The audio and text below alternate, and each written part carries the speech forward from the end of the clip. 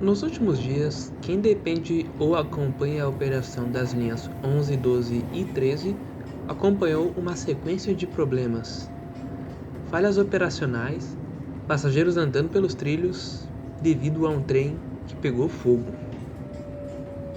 Isso foi apenas 3 dias depois da concessionária assumir oficialmente a operação das linhas. Aí ocorreu todos esses problemas e por conta disso a CPTM assumiu temporariamente a operação das linhas de volta. Isso vai ser por 90 dias. E bem, todo esse conjunto de acontecimentos foi o suficiente para a internet fazer aquilo que ela mais gosta: pegar só um lado. De um lado tá quem diga: tá vendo? Privatizar dá nisso. E do outro há quem de alguma forma fale: a culpa ainda é da CPTM, ou falem até na hipótese de sabotagem, enfim. Mas será que a discussão realmente é tão simples assim? Ou estamos fazendo a pergunta errada? É isso que veremos hoje.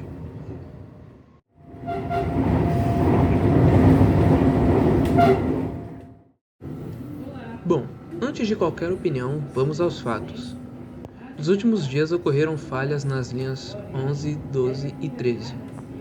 O que ocorreu foi que um incêndio em uma composição da linha 12 acabou afetando as outras duas linhas. Até o momento da gravação desse vídeo, as causas oficiais desse incêndio não foram divulgadas. Ou seja, isso que você recebe de informação em grupo de WhatsApp, de outras redes sociais, ou mesmo comentários avulsos dizendo exatamente a causa de tudo aquilo que aconteceu, tem alta chance de ser apenas especulação, mesmo que seja vinda de alguém que trabalha lá, ou de alguém que trabalha na CPTM, ou algo do tipo. Eu mesmo, no hobby dos ônibus, já vi várias situações onde se espalham notícias vindas de, entre aspas, quem trabalha lá, e no final eram apenas boatos que depois se provaram ser falsos. Justamente devido à gravidade da situação, o governo do estado determinou que a CPTM voltasse temporariamente para auxiliar a operação das 3 linhas, enquanto os problemas são investigados e a Trivia Trens, teoricamente, usa esse tempo para se preparar e tentar se reorganizar. Agora vamos entender mais a fundo por que a discussão ficou tão confusa. Bom, a impressão que dá logo de cara é que todo mundo já chegou com uma resposta pronta. Há quem diga: a culpa é da empresa, privatização nunca funciona.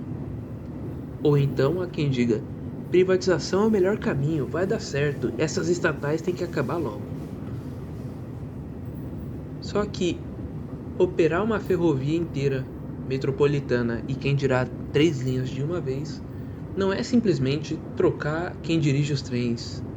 Por trás disso existe infraestrutura, sinalização, manutenção, planejamento, os materiais rodantes, treinamento, fiscalização, contrato. Tudo isso continua existindo, independentemente de quem opera o sistema. Como esse tema das concessões vem tomando mais atenção ultimamente, muita gente fala desse assunto como se São Paulo tivesse começado a conceder linhas ferroviárias só agora. Mas não. A linha 4 amarela já nasceu operada pela Via 4, hoje Motiva. A linha 5 lilás foi passada para a Via Mobilidade, hoje também Motiva, no ano de 2018, ou seja, há 8 anos. Depois, ali em meados de 2021 e 2022, vieram a concessão das linhas 8 e 9, em 2025 a concessão da linha 7 Rubi e agora, mais recentemente, as linhas 11, 12 e 13. Ou seja, hoje em dia já temos um histórico razoável de privatizações para analisar. E esse histórico mostra que a realidade é muito mais complicada do que simplesmente dizer que privatizar funciona ou nunca funciona. E aí entra uma comparação errada que aparece muito na internet. Muita gente chega e fala: ah, mas a linha 4 amarela é muito boa e é privatizada, logo privatização deu certo. E aí chega outra pessoa falando das linhas 9 ou 8, justamente para dizer o contrário, dizer que privatização nunca dá certo. Só que nisso existe um detalhe importante. Uma linha de metrô e uma linha de trem fazem serviços completamente diferentes. A linha 4 amarela percorre distâncias menores, possui estações bem próximas entre si, circula em uma infraestrutura totalmente isolada que foi construída pensando naquele tipo de operação desde o começo. Já uma ferrovia metropolitana com as várias linhas da CPTM utiliza trajetos e estruturas por vezes centenários, percorre dezenas de quilômetros, longas distâncias, atende cidades diferentes e opera sob uma infraestrutura de modo geral muito mais antiga e complexa. Isso não significa que uma é melhor que a outra, mas significa que comparar diretamente uma linha de metrô moderna com uma ferrovia construída há mais de um século pode levar a conclusões bem injustas e desbalanceadas. Cada linha tem uma realidade diferente. Outro detalhe que quase ninguém comenta: na internet, por vezes aparecem perfis, por vezes tendenciosos, falando: hoje houve falha na linha tal. Mas isso, a depender do ponto de vista e da situação, pode significar muitas coisas diferentes. Pode ser uma manutenção já previamente anunciada na linha, pode ser velocidade reduzida por obras ou problemas que vieram de outros fatores que não dependem da empresa. Pode ser, às vezes, um passageiro segurando a porta do trem em alguma estação e logo atrasando todos os outros trens que estão nas estações de trás. Pode ser uma pane elétrica, um trem imobilizado ou realmente algo grave como um incêndio. Mas percebem como cada uma dessas coisas que eu citei é diferente? Por isso, olhar apenas para a palavra falha sem entender o contexto pode gerar interpretações muito equivocadas. Inclusive, nos fins de semana ocorrem as tais atividades programadas em algumas linhas. Essas costumam causar intervalos maiores, mudanças no trajeto. Por exemplo, ocorre de às vezes trens da linha 9 Esmeralda irem apenas até Presidente Altino, ou alguns trens da linha 7 Rubi indo apenas até a estação de Caieiras, sendo obrigatório esperar outro trem chegar para embarcar e terminar o trajeto. E também ocorre a redução de velocidade. Ou seja, são coisas que fazem parte do cronograma de manutenção, mas aos olhos de quem talvez não tenha visto o aviso ou de quem quer divulgar uma desinformação, pode parecer como uma mega falha, um problema na linha. E isso, quando acontece, não significa que o sistema está quebrando, que a linha está com falhas. Geralmente, a intenção é justamente o contrário, é uma manutenção, são obras sendo feitas para aprimorar as tecnologias, a comunicação e reduzir problemas futuros. Bom, dito isso, acho que a gente pode olhar alguns números. Comparando o primeiro semestre de 2025 com o primeiro semestre de 2026, ocorreram as seguintes variações nos números. A linha 4 amarela, em 2025 no primeiro semestre, apresentou 5 falhas. No primeiro semestre de 2016, foi para 16 falhas. A linha 5 subiu também, de 12 em 2025 para 17 em 2026. A linha 7 Rubi foi de 3 falhas registradas para 21 esse ano.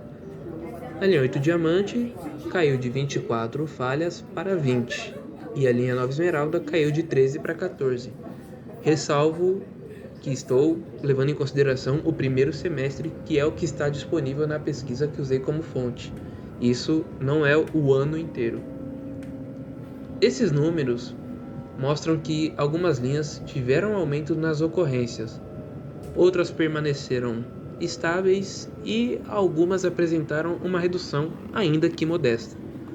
Mas aí tem uma pergunta: que tipo de falhas foram essas? Porque alguma atividade programada ou algum problema menor, tipo, como eu mencionei, um passageiro segurando a porta e atrasando a operação, tem um impacto completamente diferente de um trem pegando fogo. E colocar tudo isso na mesma conta para falar que a empresa é ruim pode esconder mais do que realmente explicar as coisas. Então, diante de todos esses problemas, pode então se afirmar que a CPTM era perfeita? Também não, e é importante ressaltar isso.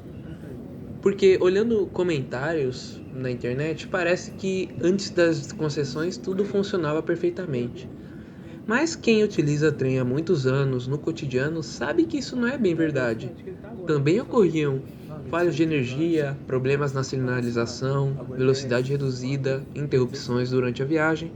Tudo isso já acontecia durante a operação da própria CPTM. Isso então significa que devemos aceitar e fechar os olhos para os problemas atuais? Não, dois errados não fazem um certo.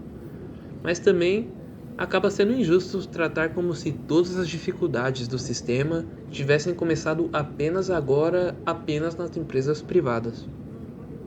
Outro ponto importante de se falar é que a própria CPTM acumulou décadas de experiência operando essas linhas.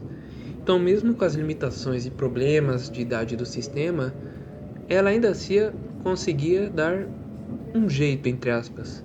Os funcionários conhecem cada trecho, cada limitação da infraestrutura, cada tipo de trem e suas peculiaridades. Esse conhecimento operacional faz diferença quando uma nova empresa assume uma ferrovia inteira, e uma empresa nova no sistema não vai pegar todas essas manhas e adaptações de um dia para o outro. O governo estadual também mudou o discurso, e isso é outro detalhe interessante. Se antes a mensagem era simplesmente ampliar as concessões, privatizar tudo e ponto final, hoje já vemos uma postura um pouco mais cautelosa.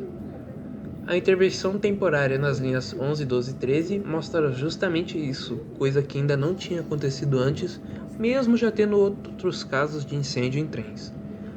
Além disso, começaram discussões sobre um modelo diferente para uma futura concessão da linha 10 turquesa, onde, na teoria, uma parte da operação poderia permanecer com a própria CPTM. E, no caso das linhas de metrô, o governador agora diz que não pretende conceder as linhas e, inclusive, está vendo maneiras para que a linha 17 Ouro, que teoricamente deveria ser transferido para a Via Mobilidade, permaneça operada pelo metrô estatal e que prefere que a Via Mobilidade foque na operação das outras linhas que ela já tem. Ou seja, até mesmo o modelo e o discurso da concessão continua mudando conforme o tempo passa.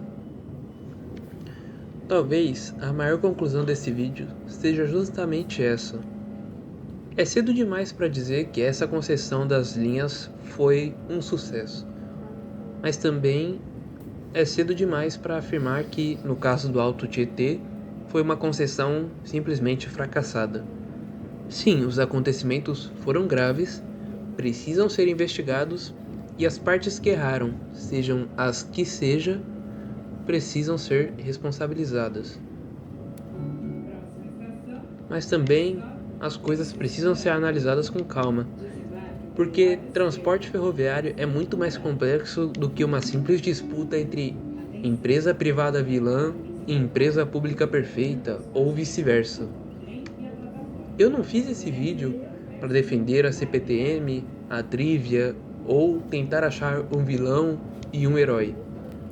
Porque talvez a pergunta nunca tenha sido apenas qual modelo ou qual empresa é melhor. Talvez a pergunta seja qual modelo realmente entrega um serviço melhor para quem depende dele todos os dias. Porque, no fim das contas, o passageiro pouco se importa com quem está operando a linha, se é a CPTM, a Via Mobilidade ou a Francisco Trem e Companhia Limitada. Ele quer apenas chegar ao destino com segurança, pontualidade e confiança. E talvez seja justamente nisso que a discussão deveria estar focada, e não apenas em achar só um vilão e um herói. Porque, como eu sempre digo aqui no canal, falar do sofá de casa é fácil.